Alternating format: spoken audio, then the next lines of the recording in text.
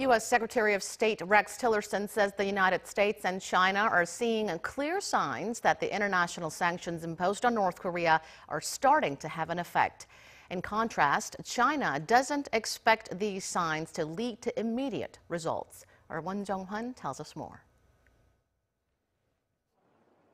U.S. Secretary of State Rex Tillerson, who is accompanying President Trump on his visit to Beijing, said on Thursday that sanctions by the international community against North Korea over its nuclear weapons program are having an effect. Tillerson specified that the U.S. and China are seeing certain signs that the sanctions are creating some stress within North Korea's economy and with some of their citizens, possibly even within the military. The comments mark the first time the U.S. has indicated that the latest round of UN sanctions is starting to affect North Korea's economy. But from the meetings with Chinese officials, Tillerson also said that there is some divergence on how to approach the issue. He added that Chinese leader Xi Jinping does not expect immediate results from the UN sanctions against North Korea.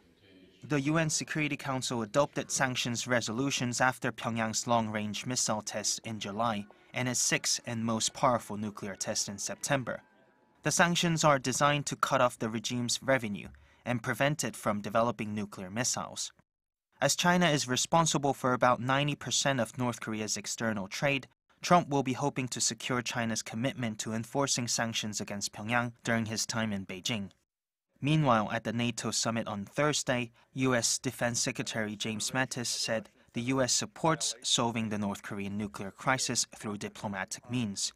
Mattis said economic sanctions are intended to either isolate the regime or bring it to the negotiating table. Jung-hwan, Arirang News.